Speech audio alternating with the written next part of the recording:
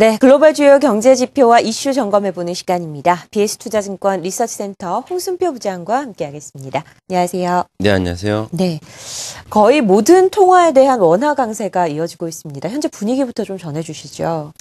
일단 원화 강세 지난 일본의 특히 그 양적 완화 그리고 앞서서 미국과 유럽의 그 양적 완화 이후에 주요국 통화 대비해서 그 강세 흐름을 나타내면서 일단 수출과 관련된 센티멘탈 크게 약화되고 이런 부분들이 증시에 큰 악재로 작용을 하고 있습니다. 결국은 앞으로 원화 강세 부분이 어떤 식으로 진행될지가 중요한 관건이라고 볼 수 있겠는데요. 이와 관련해서는 단기 그리고 중장기 크게 이렇게 나눠서 전망을 해볼 수 있을 것 같습니다.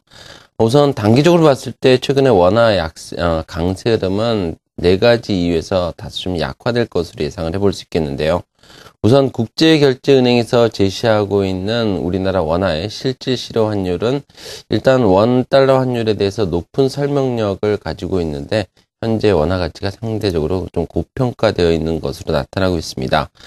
지난 2009년 이후에 원달러 환율과 원화의 실질 실효 환율 간 상관계수는 마이너스 0.85에 달하고 있는데요. 원달러 환율이 하락 추세로 돌아선 시점은 실질 실효 환율을 통해서 원화 가치가 가장 저평가되었던 작년 5월부터였습니다. 또 작년 10월 이후에 실질 실효 환율이 100포인트 선을 넘어서면서 현재 원화 가치가 고평가되었을 수 있다는 점을 고려한다면 원달러 환율의 그런 하락 속도 둔화 내지 단기 반등을 어느 정도 예상해 볼 수 있겠습니다. 그리고 두 번째 원화 강세의 약화 그 요인으로는 역시 대외 여건의 불확실성에서 찾을 수 있겠는데요. 미국의 정부 부채 한도 상향 협상 등 이런 대외 불확실성이 여전히 상존하고 있다는 점에서 위험자산 선호 약화 가능성도 원화의 추가 강세를 제한하는 요인이 될 수 있다라고 볼 수 있습니다. 그리고 세 번째 요인으로는 다음 달 14일 G20 재무장관 회의를 앞두고 있는데요. 일단 주요국 통화의 평가 절상에 대한 견제가 더 강해질 것으로 예상이 되고 있습니다. 최근에 러시아라든지 독일 중앙은행은 일본의 엔화 약세와 같은 주요국들의 그 환율 개입과 관련해서 강한 경고의 메시지를 보여주면서 주요국들의 환율 정책에 대해서 경고를 하는 그런 모습을 보여준 바가 있습니다. 그리고 또 원달러 환율의 그 심리적 마지노선인 1,050원 선에 지난 1월 11일에 진입을 하면서 그동안 달러화 대비 원화 강세 정도가 주요국 통화들보다 과대했다는 인식을 가질 수 있다는 점을 또 들 수 있을 것 같습니다. 그렇지만 좀 중장기적인 관점에서 본다면 원화 강세 추세는 바뀌지 않을 것으로 예상이 되는데요.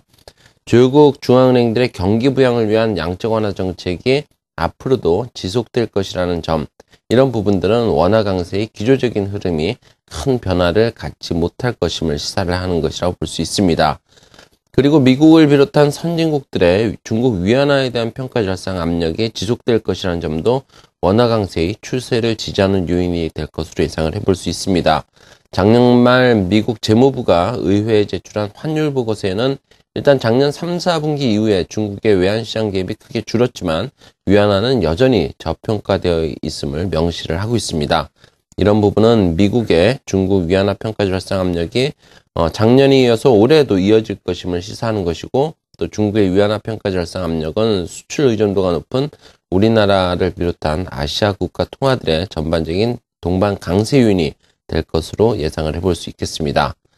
이외에도 우리나라의 높아진 대외 신인도 역시 또 원화 강세의 추세적인 기조 흐름을 지속 가능하게 하는 요인이라고 볼 수 있겠습니다. 네. 원화 강세 추세적으로 조만간 좀 더 이어질 가능성이 있다라는 얘기까지 들어봤습니다. 원화 강세가 사실상 우리나라 기업에 미치는 영향, 그리고 수출이 대부분을 차지하는 우리나라에 큰 영향을 미칠 것은 불보듯 뻔한데요. 구체적으로 어떤 지금 상황까지 와 있습니까? 환율 같은 경우는 경기나 실적에 있어서 중요한 변수임에는 분명하지만 일단 속도의 문제로 인식을 할 필요가 있을 것 같습니다. 결국 레벨의 문제는 아니다라고 볼 수 있겠는데요. 앞서 말씀드렸듯이 원화 강세가 단기적으로 어느 정도 속도 조절을 가져갈 것으로 예상이 된다는 점을 고려한다면 원화 강세로 인한 펀더멘탈 악화에 대한 우려감은 점진적으로 줄어들 수 있다라고 볼 수 있습니다. 물론 그 장기적인 관점에서 드리는 말씀일 수 있겠는데요. 실제로 원화의 강세기에 현재 시장의 우려와 달리 우리나라의 펀드멘탈이 크게 훼손되지는 않았던 것으로 분석이 되고 있습니다. 지난 2002년 3월부터 2007년 10월까지 원달러 환율이 대략 32% 정도 하락을 했었는데요.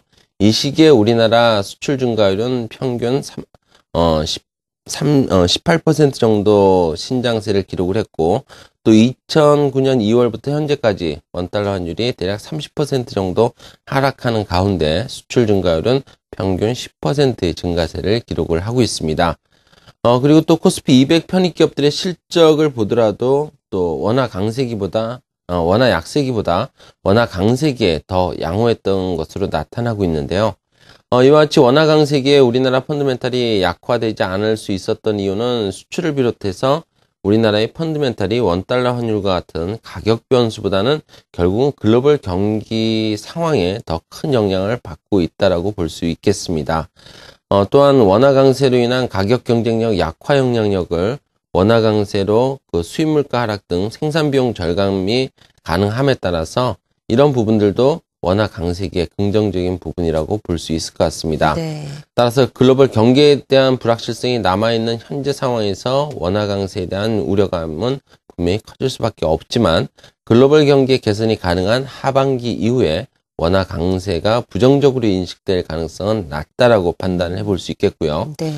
따라서 지난 2009년 이후에 세 차례 단행된 미국 양적 완화 정책의 시기별 코스피 업종 지수의 원달러 환율과의 동조 정도라든지 또 업종 수익률 등을 종합적으로 고려를 해본다면 향후 원화 강세가 기조적으로 진행될 경우엔 여러 가지 업종들 중에서 특히 에너지 업종에 대한 관심이 필요해 보이고요. 네. 또 지난 2001년 이후에 원달러 환율의 상승과 하락 국면별로 코스피 업종별 그 영업이익 증가율을 고려를 해본다면은 원화 약세기보다 원화 강세기에 영업이익 증가율이 개선되었던 에너지라든지 또 운송, 소매, 반도체 업 등이 중장기적으로 좀 유망한 업종이라고 볼 수 있겠습니다. 네, 원화 강세 상황에서 수출과 기업들에 미치는 영향, 그리고 이 상황에 좀 관심을 가질 만한 업종까지 자세하게 살펴봤습니다. BS투자증권 리서치센터 홍순표 부장이었습니다. 말씀 고맙습니다. 네, 감사합니다.